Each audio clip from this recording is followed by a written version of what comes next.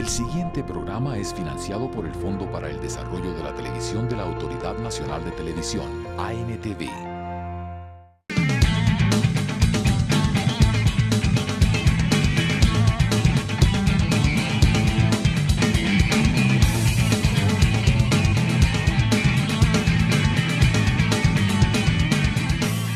Amables televidentes, muy buenas noches. Bienvenidos a Congreso y Sociedad, el programa institucional de la Secretaría General del Senado de la República. Hoy con la presencia del senador Jorge Prieto Riveros, de la Alianza Verde, senador del Llano, de la Orinoquia colombiana. Bienvenido, senador, a este espacio. Muchas gracias. Un saludo muy especial a todos los oyentes de este prestigiosísimo programa que pues ya estamos aprendiendo a escuchar allá nuestros llanos de Casanare y la comunidad está pendiente de ella. Senador, estamos en un momento crítico del proceso de paz. Usted es optimista frente al proceso de paz. Usted es un hombre formado en la izquierda democrática. ¿Cree que este proceso es impostergable y que pese a todos estos obstáculos debe llevarse a feliz término? Yo creo que este proceso es irreversible, tanto para las FARC, pues que tienen los deseos de hacer dejación de armas. Yo creo que lo que se está discutiendo en Cuba es cómo las FARC hacen dejación de armas o la utilización de las armas como una forma de hacer política. El proceso de paz vendrá luego en la solución que tienen a los problemas que tiene el pueblo colombiano. ¿Qué vamos a hacer con la tierra, la educación, la salud, la vivienda y tantas cosas de la pobreza de este país, porque es un país en donde la gran mayoría son pobres y tal como decía el Papa, son factores que generan violencia, la desigualdad enorme. Entonces yo creo que si las FARC en estos momentos están rectificando 50 años de lucha, pero también 50 años de equivocaciones, que llevaron a que mucha gente muy buena en este país fueran asesinados, no solamente la militancia de las FARC o del Partido Comunista o de la UP, sino al lado de eso muchos intelectuales, dirigentes cívicos, dirigentes campesinos, en donde el ejército y el Estado pues no hacían diferencia, sino que también eran perseguidos y sacrificados muchas veces. Por eso es muy bueno este proceso y hay que apoyarlo. A propósito de tierras, usted como líder que ha sido agrario en su departamento y en toda la Orinoquia, impulsó en alguna época una especie de reforma agraria en su departamento. Cuéntanos esa historia. Sí, la ley 200 de 1936, que fue la ley de tierras de López Pumarejo, y posteriormente la creación del INCORA, la ley 165, no contemplaban la aplicación de estas normas en la Orinoquia mal drenada, en los llanos de Casanare, por ejemplo, porque se decía que eran tierras incultas, tierras que no se podían poner a producir. Consecuencialmente, los dueños de las tierras allí eran los dueños de los grandes hatos, que incorporaban a su haber miles o decenas de miles de hectáreas y pues lógicamente le permitían a los campesinos fundarse, lo que nosotros llamamos, o sea, construir su casa, sus ranchos y sus plataneras, topocheras, yucales para producir comida, y lo hacían porque todos los llaneros pequeños económicamente eran trabajadores de los hatos. El hato fue la gran empresa, que hay que reconocerlo, la gran empresa que se fundó allá y que durante mucho tiempo la sociedad giró en torno a los grandes hatos. Pero la ley se creó para que fueran adjudicadas esas tierras a los campesinos que trabajan directamente la tierra y para producir alimentos, y el INCORA no les adjudicaba. Nosotros iniciamos un proceso de apoyar a aquellos campesinos que querían trabajar su tierra pero que no se les permitía, y cercarla porque eran terrenos baldíos, jurídicamente no se podía nadie oponer a ello, más sin embargo digamos los grandes hatos tenían un poder sobre las autoridades de policía que restringían el uso de la tierra de estos campesinos, y por medio de una lucha muy democrática, muy pacífica, aunque algunas veces llevaba hasta en enfrentamientos con la policía, se logró que el INCORA empezara ese proceso de adjudicar a los pequeños y medianos campesinos. Eso fue exitoso, con una consigna que la habían lanzado años atrás. La tierra para quien la trabaja. La tierra para el que la trabaja. Primero se decía la tierra para quien la trabaja, nosotros le pusimos para el que la trabaja, para singularizar un poco más al campesino propietario, al ocupante de la tierra. Vámonos un poco más atrás, senador. ¿Cómo se forja ese líder que usted ha llegado a constituirse en su región, en su departamento, desde las aulas estudiantiles en la Universidad Nacional? Sí, primero pues uno en el campo colombiano, en el campo llanero, uno desde temprana edad es útil económicamente, es decir, uno ayuda en los quehaceres de la casa y lo hace uno con todo el cariño. Digamos, la alegría más grande es cuando los padres lo dejan montar solo a caballo y salir a la sabana, entonces cuando ayuda a uno a ordeñar las vacas, a becerrear y todo esto. Bueno, entonces uno es, y los niños en esa época, todos aspirábamos era con tener un hato ganadero en las profundidades del llano, entre más alejado y lleno de naturaleza, mejor. Ahí aprendimos desde niños a valorar el trabajo, a valorar la naturaleza, las aguas principalmente, pero como a todos también nos llega la mamá, nos coge de una oreja y dice, mijito, a estudiar. El futuro de ustedes está en el estudio y no en ponerse a producir una gran riqueza. Mi mamá era una mujer muy inteligente, muy sociable, y bueno, pues estudiamos la primaria en las escuelas del llano, el bachillerato teníamos que venir a Boyacá, a Sogamoso, principalmente, y luego la universidad. Yo ingresé a mediados de los 70 a la Universidad Nacional de Colombia, inicié estudiando filosofía y letras, posteriormente derecho, me echaron de filosofía, me echaron de derecho, me reintegraron luego para una sola carrera porque uno podía hacer 2 carreras y terminé Derecho, Ciencias Políticas y Sociales. A uno le daban el título de doctor en Derecho, Ciencias Políticas y Sociales porque era una carrera enfocada hacia lo social. Era una época de gran convulsión política y sobre todo de gran convulsión y manifestaciones estudiantiles. Sí, acababa en los movimientos estudiantiles en Francia, recordemos mayo del 68, el movimiento estudiantil colombiano que en el año 71, bajo la dirección, entre otros, de Marcelo Torres, un gran dirigente de la Juventud Patriota a la cual yo me vinculé, hoy Marcelo es también militante de la Alianza Verde, en donde la consigna era por el derecho a la educación pública.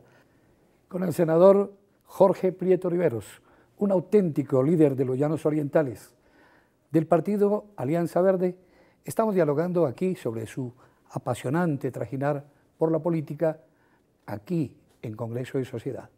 Regresamos en unos instantes.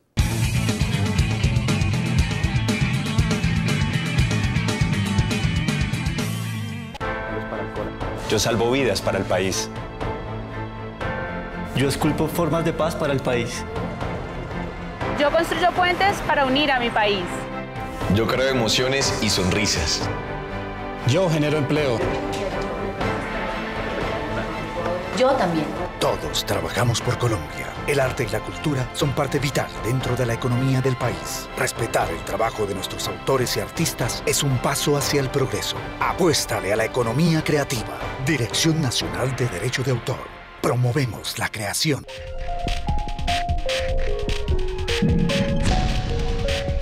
Usted está viendo Congreso y Sociedad, el programa institucional de la Secretaría General del Senado.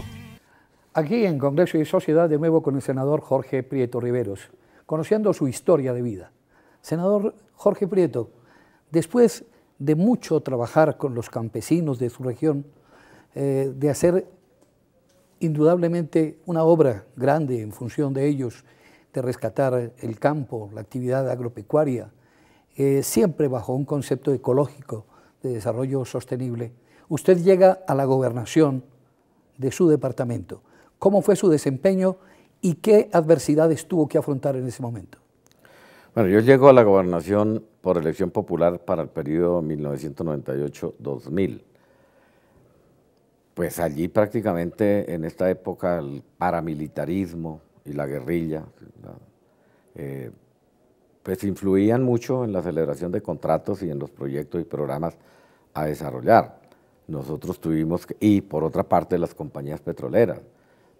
Yo señalo con mucha seguridad, y lo digo con el ánimo de que se corrijan estas cosas, que las compañías en muchos lugares del país son cómplices, tanto de la guerrilla como del paramilitarismo, y pues eso habrá que corregirlo. Igualmente, los movimientos sociales que se gestan es porque no saben manejar a las comunidades, llegan pues como si estuvieran invadiendo un país, una región, y no respetan a las comunidades ni a las autoridades siquiera que están allí.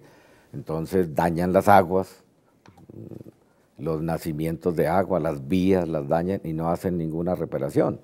Siempre generan descomposición social del campesinado, y hay desplazamientos del campesinado, y no se sientan a discutir con los líderes para saber qué hechos, cómo hacer para minimizar en parte, aunque fuera, los costos sociales y ambientales que ellos generan.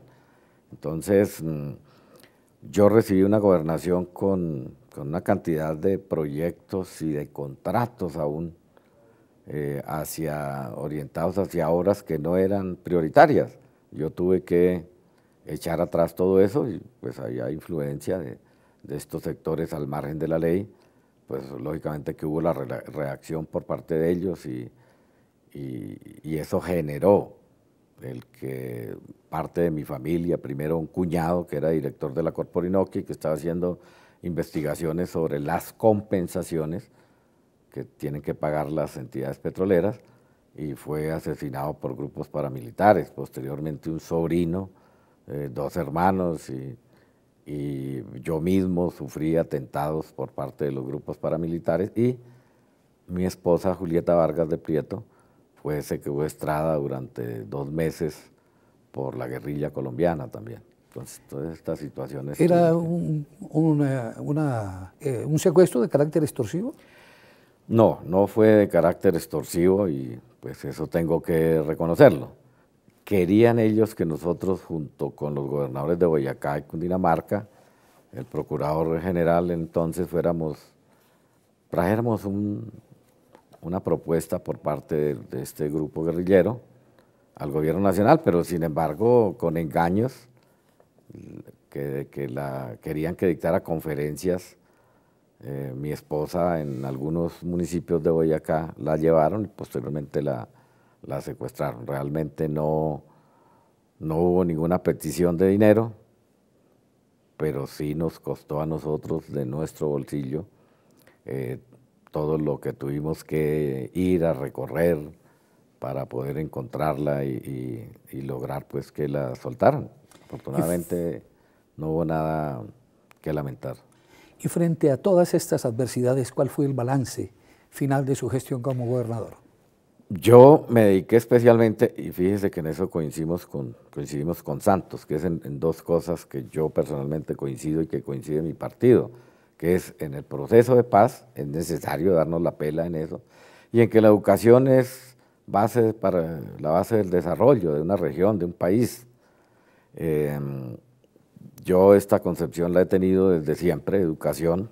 Si nosotros educamos al pueblo, el pueblo puede levantar mejor la cabeza, no dejarse pues llevar por las bondades que ofrecen los corruptos, y invertí principalmente en la educación y la investigación científica. Yo creé una universidad, fundé la Unitrópico, que es una universidad fundada por el departamento de Casanare, unos centros de investigación como en genética animal, cuando en el país hasta ahora empezaba a hablarse de transferencia de embriones. Nosotros creamos uno de los laboratorios más importantes allí, un banco de semen, pues para mejorar la calidad de nuestros ganados, ya que somos una región eminentemente ganadera.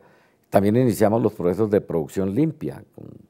Trajimos investigadores cubanos, peruanos, las cebas intensivas, la ganadería intensiva, y laboratorios también para piscicultura, ya que es una región que puede estar en piedemonte llanero, puede ser,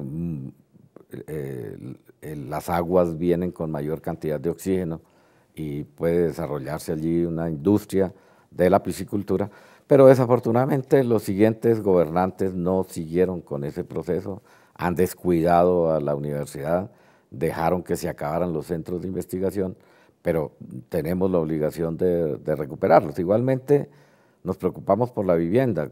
Uno que ha vivido al lado de la pobreza allí. Yo soy un hombre que soy finquero, pero en mi trabajo, en la finca, yo estoy al lado del trabajador y hago el mismo trabajo y competimos con ellos.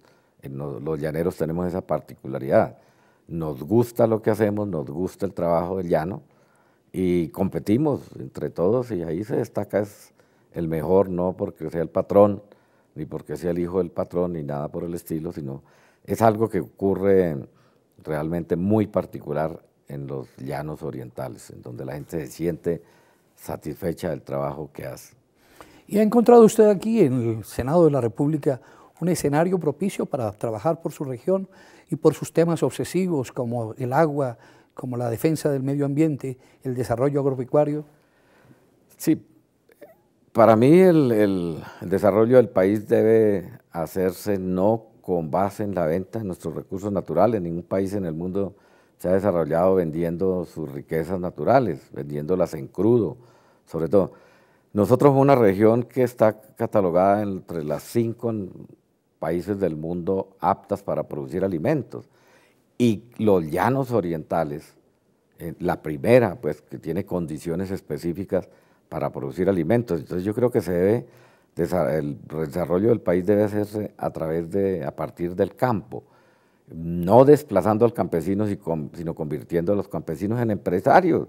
Si el Estado interviene y les asesora cómo producir mejor, cómo mejorar la calidad de sus productos, y cómo venderlos, pues el campesino va a tener la oportunidad de convertirse en empresario. Pero hay un tema fundamental que es el agua. Yo no entiendo cómo nuestro país, el gobierno no se ha preocupado por conservar el agua, cuando hoy en el mundo es el primer factor de preocupación. Pues aquí en Colombia, en Montería, en estos momentos se desarrolla y está culminando una integración de alcaldes de varias ciudades del mundo que cuentan su experiencia sobre las bondades que tiene el de recuperar nuestros ríos, ¿no? Y en Corea del Sur. Tiene Colombia una de las mayores riquezas hídricas del mundo, creo que un río por cada día del año. Nuestra oferta hídrica es 7 veces mayor al promedio mundial. El agua dulce en el mundo es apenas el 3%, y de ese 3%, la mayoría, el 70%, está subterránea, y la otra, y el 67.9% está en los glaciares, y apenas un solo 0.3% es la que corre por los ríos, lagos y lagunas, las aguas superficiales, y eso se están agotando, y si nosotros no las cuidamos, pues.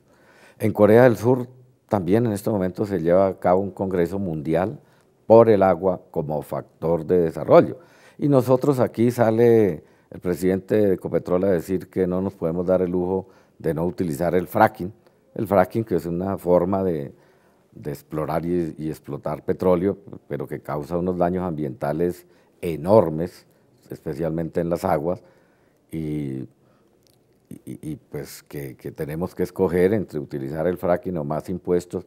Es decir, como si el agua lo convierte en un elemento más, como si fuera una vaca o cualquier otro inmueble, pues, para vender. Me parece que el agua debe ser sagrado.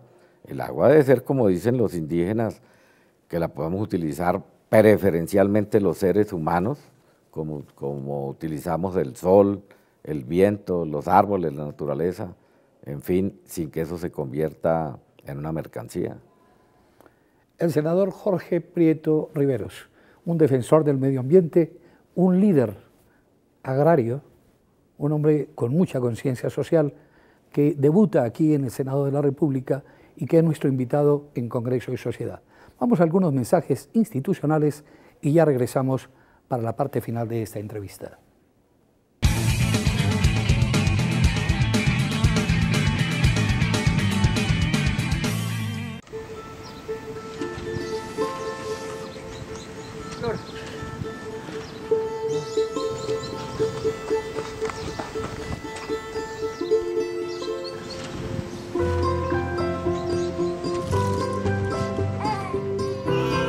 ¿Cómo no pensar en sus manitas, en su carita, si desde que está con nosotros solo pienso en su futuro? Por su salud, por su educación. Cada niño cuenta, cada colombiano cuenta. Registraduría Nacional del Estado Civil. Autoridad Nacional de Televisión. Usted está viendo Congreso y Sociedad, el programa institucional de la Secretaría General del Senado. Regresamos a Congreso y Sociedad para este segmento final de esta entrevista con el senador Jorge Prieto Riveros, un auténtico llanero. Es el más grande placer del llanero cabalgar sobre la llanura.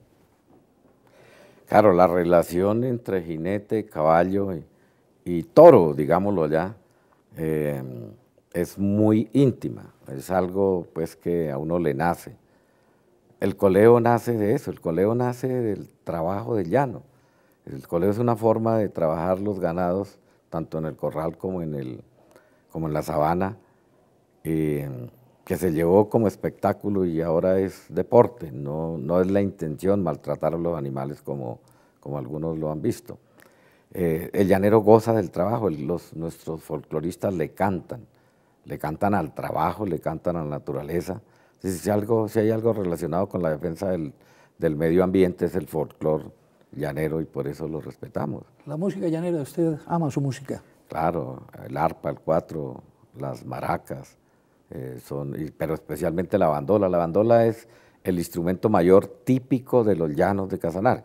El arpa está más relacionado con nuestro hermano país venezolano, pero el instrumento típico es la bandola, que se tocó en las costas del Cusiana, en los municipios de Maní, que es la cuna de la bandola, e igualmente Tauramena y Monterrey. Por eso, pues, esa relación que nosotros logramos con el partido Alianza Verde, que defiende y que se identifica con nosotros en el folclore y en la defensa de la naturaleza. Nosotros hoy el partido está organizando dos proyectos de ley. Uno, los consejos ambientales, los consejos municipales ambientales, es decir, que intervenga la comunidad o esos consejos en la discusión que hace el Estado cuando se va a hacer una actividad sísmica, una actividad relacionada con la búsqueda de minerales. Y las regalías ambientales. Toda actividad minera causa problemas, no solamente sociales, sino principalmente de contaminación de las aguas, de los ríos.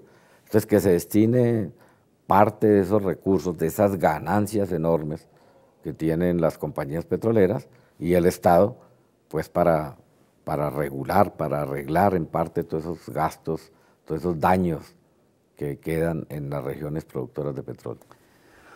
Un poco más sobre esa cultura llanera, una canción llanera, un compositor. Pues nuestro ídolo es Orlando el Cholo Valderrama, y de hombres y de mujeres, indudablemente Elda Flores, una maniseña que tiene una hermosísima voz, y se destaca también muchas otras, Lisbeth Cedeño, que está allí, Walter Silva, un poreño, Pore, la capital, la primera capital de la Nueva Granada independiente, que es un excelente cantante y compositor que le canta todas estas cosas simples de la vida, ¿no? Que habla el chino de los mandados, los quehaceres de la casa, lo que hace un niño, lo que le comentaba al comienzo, el niño que le ayuda a la mamá a regar las matas. Entonces eso es muy bonito. Los caballos, como lo hace el cholo. Sí, claro, el cholo, pues además de ser un artista, también es un buen vaquero. Se crió allá con los padres que eran muy dedicados a los trabajos de llano, y el cholo es un buen jinete, ahorita está un poquito gordito ahí, ¿no? Yo sé que ahorita va a tomar represalias contra mí porque le digo gordo, pero bueno, pero es un excelente llanero, un hombre que quiere a su tierra, está dedicado a su finca y allá compone sus nuevas canciones, y pues es invitado a muchas partes de Colombia y del mundo para exponer su música. ¿Organiza parrandos llaneros? Claro, todos los llaneros llevamos un parrando en el corazón y en la cabeza, en la mente. Sí nos gustan los parrandos, no solamente beber trago, los parrandos no son solamente para eso, sino también para charlar, para intercambiar cosas, para divertirse en forma sana, generalmente con la familia. No es fácil que un líder de su departamento, como lo es usted, haya llegado al Senado de la República. Se necesitan muchísimos votos para llegar a un escenario de estos.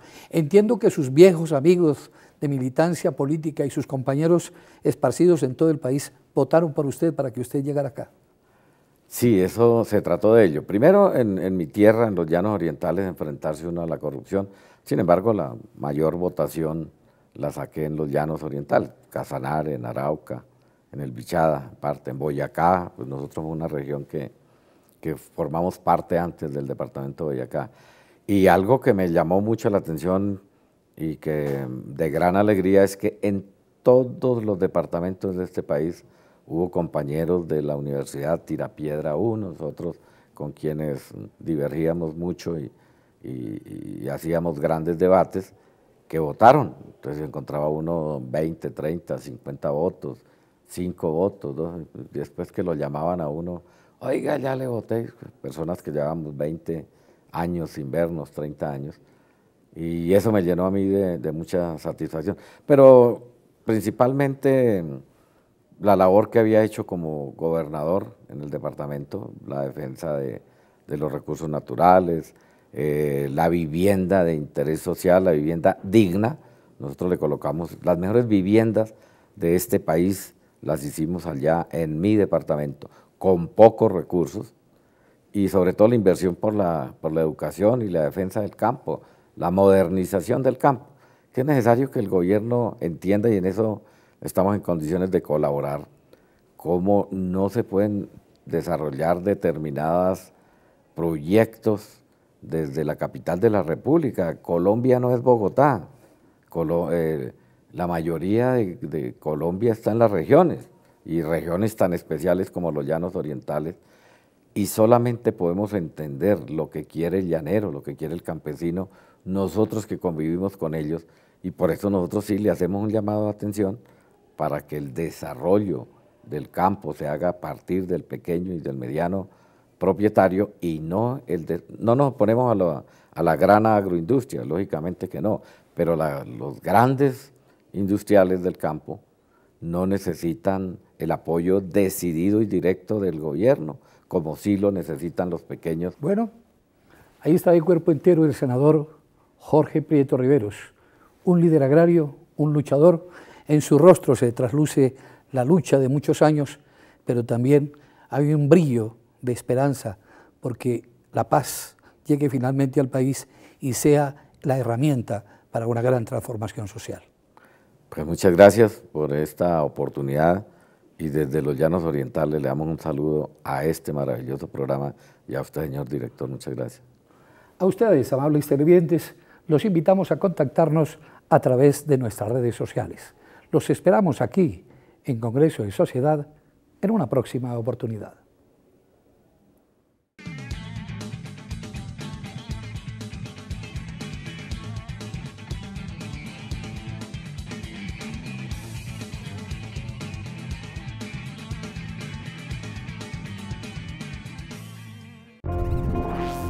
El anterior programa fue financiado por el Fondo para el Desarrollo de la Televisión de la Autoridad Nacional de Televisión, ANTV.